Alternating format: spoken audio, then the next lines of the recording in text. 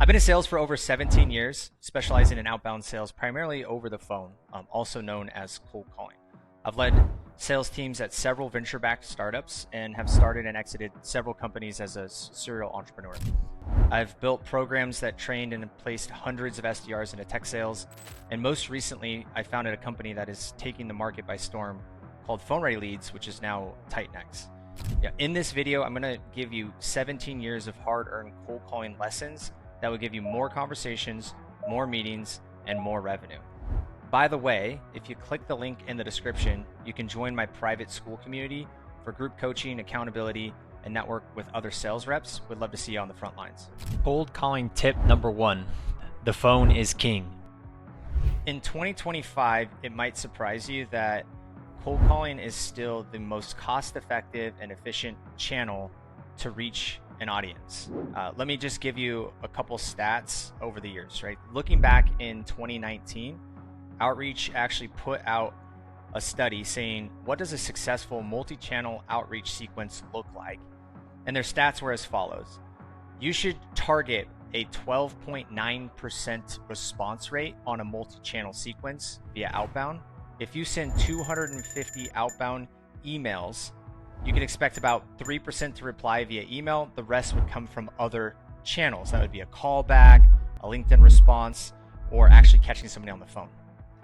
Now, during that same time frame, I could show you that if all I did was take a list and call that list enough times, I could actually expect 20 to 40% of those people to get into a conversation. So if you're trying to think about the most efficient way to get somebody into a conversation, cold calling still to this day is the most efficient path to get somebody into that first phase of sales. That was a 2019 stat. In 2025, you can imagine email has gotten more difficult. Sure, the phone has gotten more difficult, but still today, which I run lots of campaigns, the phone is still going to get you to about 20-25% of any given audience if you call them enough times. Cold calling tip number 2, conversations are the constraint. So the theory of constraints is a principle that, and I'm going to butcher this a little bit, but if you look it up, it says that any given system, there's always a constraint, a maximum constraint that keeps that thing from being efficient. So the theory of constraint is saying in any given system, identify that constraint, and if you focus on that constraint and make it more optimal, you're going to get more yield, more production, more results.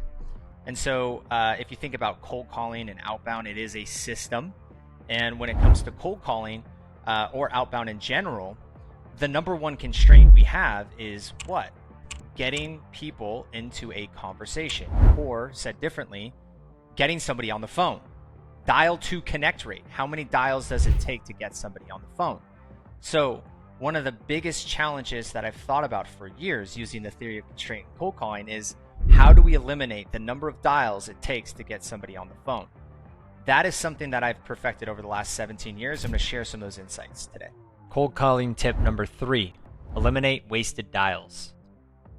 So when it comes to connect rates, and we're thinking about theory of constraints, the average rep is sitting at somewhere between a 3 to 5% dial to connect rate. Said differently, it takes anywhere from 20 to 33 dials to get just one person on the phone. That's what most people do because they take a list, they call the list, and they're not thinking about the theories of constraint. That's a lot of dials if my average rep only makes 50 dials a day to just get one conversation. They're getting 1, 2, maybe 3 conversations if they're lucky. The ideal dial to connect rate should be somewhere between 16 and 24%. So the way that you're able to actually get to the optimal connect rate is by eliminating the wasted dials your reps are making on lists that are never going to actually answer the phone. So if you think about cold calling on any given list, there's only going to be 3 types of leads. There's going to be some bad data, easy to solve for, frustrating, and wasteful. I make a call, bad number. There's going to be workable data. This is the worst kind of data. You make a call, you get to a voicemail, it looks like it's the right person. You can call this number into infinity. They're never going to answer the phone. And finally, there's going to be reachable data. Reachable data is what you're actually after. It's workable, but if you call enough times, they will actually answer the phone. on any given list, it's going to break down into something like this. 5 to 20% of your list will be bad. 60 to 80% of your list will be workable. That's where cold calling goes to die.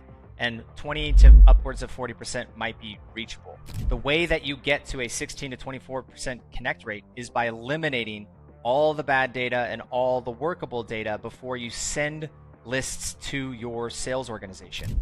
And by doing this, your reps will now average a conversation every 3 to 5 dials versus every 20 to 50 dials. Cold calling tip number 4. Completions are greater than meetings booked. So once you've solved for connect rate, we can get somebody on the phone every 3 to 5 dials. Now we want to actually focus on what's happening in our conversations. Most organizations fail at outbound because they focus on only one outcome, being how many meetings did we schedule. Meetings are one of 4 what I would call completions. When we're calling, we want to focus on completions. A completion is we've reached the right person at the account that we intended to target.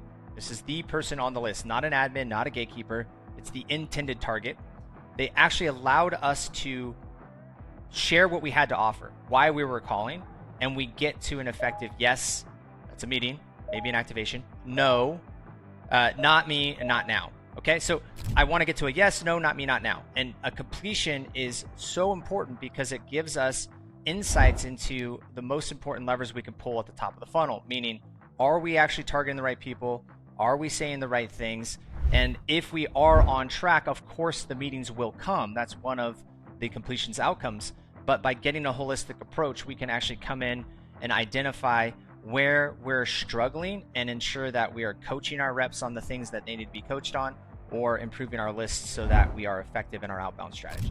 So how do we know we're on track with these completion outcomes? Cold calling tip number 5. The math of markets doesn't lie. How do we know we're actually on track once we've solved for connect rate and we have our completion outcomes? Well, we do that by looking at the math of markets. So the math of markets comes from a concept I pulled from the book, The Ultimate Sales Machine, Chet Holmes. He has a concept called the buyer's pyramid.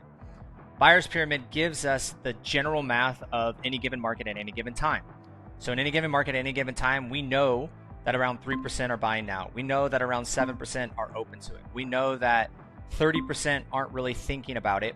And we know that 30% don't think they're interested. And we know that 30% know they're not interested. So if you think about that buyer's pyramid, it's really a funnel. Flip that on its head. Right out the gate, 60% of our market knows they're not interested, don't think they're interested. So we know right away that 6 out of 10 of our conversations in our market, if we're going after a market, are likely going to be no's, not now's. That's okay. That'll map properly. But what about that other 40%? How are we capturing that other 40%?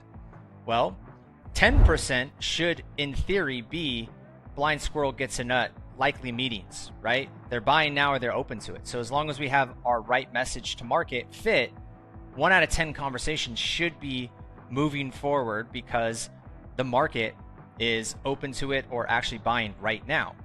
Where the winning zone comes into play and where you have opportunities for improvements are in that 30% that are not thinking about it.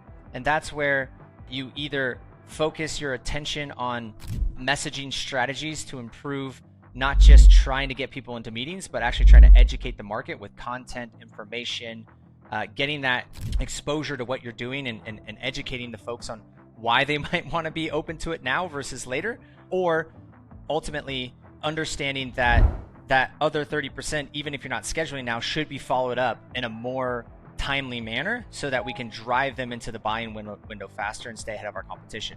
So the math of markets gives us a roadmap of understanding who's in the market now, who's potentially kind of reachable and receptive at this moment, and then who we should be putting into our future follow-ups without over-indexing on optimizations, thinking that we can get greater than 20-30% success rate in our first attempt at getting somebody on the phone, but also bucketing or categorizing our follow-ups in a timely manner so that we can capture folks as they move through the market. The math of market is not a static situation. It's always changing, it's always evolving. And so the goal here is once we understand we can get people on the phone by solving for connect rate, we can understand where we're at in the journey by using completions, mapping that to math and markets, the final step here is to ensure that we are on top of and calling these people consistently, making sure we're reaching our customers at least once a quarter over time. If you get to that process and position inside of that system, you will be in a position within 2 to 3 years to completely dominate any given market. Cold calling tip number 6, fix your top of funnel with buckets. Putting this all together, this is why I created a methodology that I call buckets. Buckets gives us stage definitions and exit criteria at the top of the funnel to organize this system and process in such a way to solve for all the things we've talked about today. Number 1, how do we ensure that through our process we are not calling too much workable or bad data and focusing our energy on reachable data?